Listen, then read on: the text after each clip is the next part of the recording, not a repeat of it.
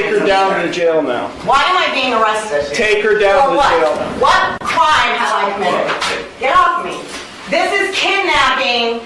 This is a false arrest. Stop fighting. No, this is a false arrest. No, just...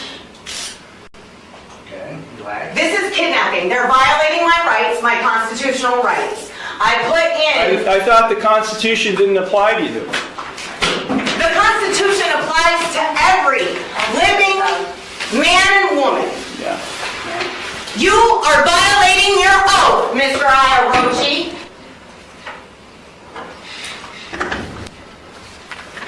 Court is now on the record in City of Conneaut versus Amber McHenry, 24 TRD 819.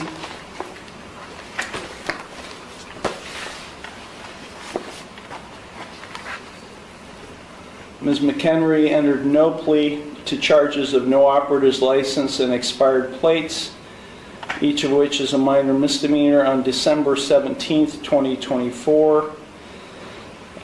I scheduled it for a bench trial for January 8th of 2025. Ms. McHenry was given notice of that bench trial. I have a signed receipt in the file showing she got notice of that bench trial. Present on January 8th, 2025 was the law director along with a police officer. Ms. McHenry failed to appear. As a result of her failure to appear, I issued a warrant for her arrest. That was January 8th. It's now over a month later, February 11th, and Ms. McHenry is now turning herself in on the warrant. She is in the courtroom, and she is without an attorney. Ms. McHenry, why were you not here on January 8th of 2025? I have a question about the case. Ms. McHenry, sit down. This is not your courtroom. Sit in that chair. I have a question about the case. That's not the case number that I had. Yes, it is, Ms. McHenry. You've got other cases pending that are set for jury trial. The original case number that I had was like TDR, like 0800 something.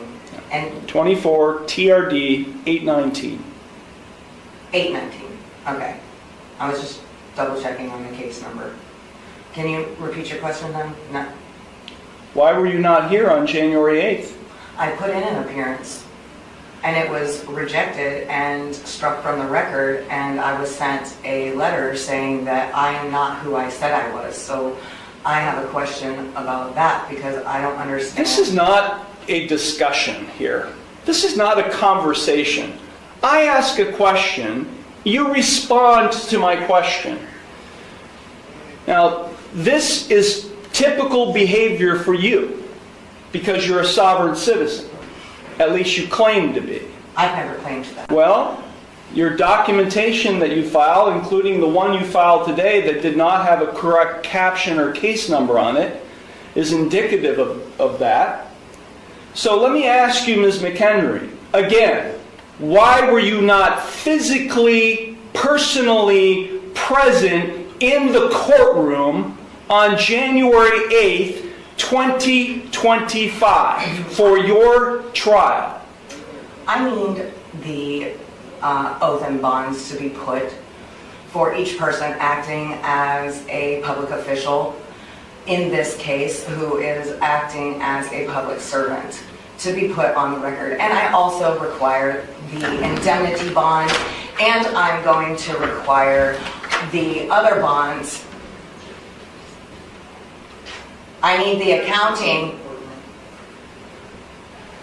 Please, for the record, let it be known that you exited.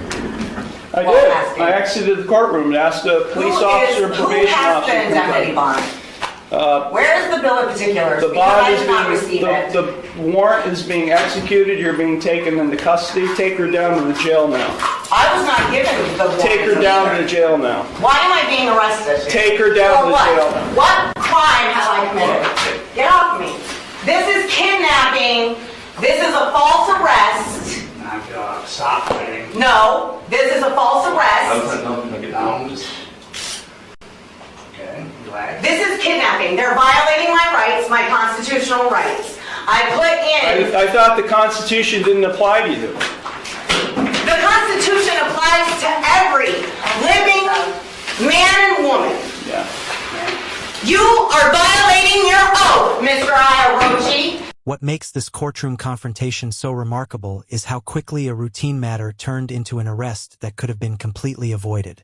At its core, this case was not about a major criminal offense. It started with traffic-related charges and, more importantly, a failure to appear in court after receiving notice of a scheduled trial date. The judge's focus throughout the hearing was surprisingly simple. He wanted an answer to one question. Why was the defendant not present on the day her trial was scheduled? Instead of directly addressing that issue, the conversation repeatedly shifted toward challenges about jurisdiction, bonds, public officials, constitutional rights, and requests for documents that had nothing to do with the immediate reason she was standing before the court. What stands out is the contrast between what the court was asking and what the defendant wanted to discuss.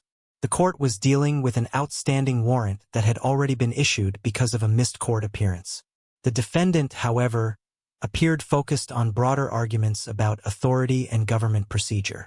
As a result, neither side was really having the same conversation. The most dramatic moment came when the warrant was executed in open court. From the defendant's perspective, she viewed the arrest as unlawful and repeatedly described it as kidnapping and a violation of her constitutional rights. From the court's perspective, the arrest was simply the enforcement of a warrant that had been issued after she failed to appear for trial. Those two completely different interpretations collided in a matter of seconds, creating the tense scene we just witnessed. Perhaps the biggest lesson here is that courtrooms operate on procedure. Whether someone agrees with the system or not, ignoring a court date or refusing to directly address the issue before the judge often creates bigger problems rather than solving existing ones. Arguments about legal theories, personal beliefs, or government authority rarely erase a warrant that has already been issued. By the end of the hearing, the original traffic-related issues were no longer the main story. The focus had shifted entirely to the consequences of failing to appear and the defendant's reaction to being taken into custody. It's a reminder that in court, the fastest way to resolve a case is usually to deal with the specific issue in front of you. When that issue is avoided, the situation can escalate very quickly, and sometimes in ways that nobody involved expected.